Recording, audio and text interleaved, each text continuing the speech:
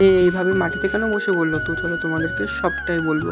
So hello everyone, welcome back to my new blog. আজ আমরা সকলে এসেছিলাম আমার বান্ধবী বাড়িতে, আর আসতেই দেখে এদের যেটা কাজ সেটা শুরু করে দিয়েছি। এদের যেটা কাজ সেটা হলো ওদের ভিডিও করা, আর দেখো তোমাদেরকেও দেখিয়ে দিলাম। বান্ধবী যাই হোক না কেন আমাদের দিকটা বেশ ভালোই বোঝে। যেমন ধরো আমরা কি কি খেতে পছন্দ করি, ঠিক সেই রকমই ফল আর মিষ্টি সাজিয়ে নিয়ে চলে এসেছে আমাদের সকলের জন্য। তোমরা সবাই আমার এই বান্ধবীকে দেখো, সবাই ভিডিও করছে, ফটো তুলছে, কিন্তু এদিকে খেতে ব্যস্ত। শুধু এ নয়, গ্রুপে কিন্তু আরো দুজন আছে যারা এরকমই খেতে ব্যস্ত থাকে। যেরকম আমার পাশে যে শুয়ে রয়েছে সেও কিন্তু ঠিক এরকমই। যাই হোক, এরকম কিছু বন্ধু থাকা ভালো। আর এখানে সকলে মিলে জমি আড্ডা দেওয়া হচ্ছিল। আর এদিকে এই একজন যে দেখো ক্যাথা হড়িমুড়ি দিয়ে ক্যাথার মধ্যে ঢুকে বসে রয়েছে, কি কারণে কে জানে। তারপর ও বলে কি ও নাকি ক্যাথার মধ্যে স্যাড সং শুনছিল। তারপর সকালে বলে ওঠে ওকে যে তুই একা কেন শুনবি, আমাদেরকেও শোনা। আর গানগুলো শোনার পর ওদের জাস্ট মুখের রিয়াকশন গুলো দেখো, ও হয়তো চাইনি যে আমার জন্য সবাই কষ্ট পাক, তার জন্য লুকিয়ে লুকিয়ে হয়তো গানটা শুনছে। ভাই তোরা জীবনে তো কষ্ট নিয়ে বেঁচে আছিস কি করে। আর এই দেখো বাইরে বেরিয়ে যা দেখতে পেলাম, প্রথমে বুঝতে পাইনি, তারপর শুনে কি ওখানে এখন ট্রেনিং দেওয়া হচ্ছে। চলো ছাড়ো, বান্ধবী বলে এমনি মজা করছিলাম। এবার দেখো ও না, সমস্ত মেয়েদেরকেই কিন্তু এই কাজগুলো করতে হয় বেশিরভাগ। তারপর আমরা খেতেও বসে পড়ি। আর এদিকে খাবার সার্ভ করা শুরু করে দিয়েছে আমার বান্ধবী। আমাদের খাওয়া তো হয়ে গেছিল, আর এদিকে দেখি বান্ধবী যে এত কাজের কবের থেকে হলো কে জানে, নাকি আমাদের দেখাচ্ছিল আমরা সেটাও বুঝতে পারিনি। আর একে দেখো ও কেন মাটিতে বসলো। এই মাটিতে বসলো কারণ হলো ঠাকুরের দক্ষিণা চেয়েছে ও 1001 টাকা, আর ওকে বলেছে 101 টাকা। আর ও সেটা মানতে চাইছে না, তার জন্য নিজের দাবি রেখে ও নিজে মাটিতে বসে পড়েছে। আর ও তো কোনো দক্ষিণা নিক। তো চলো বাই, দেখা হবে নেক্সট ব্লগে, টাটা।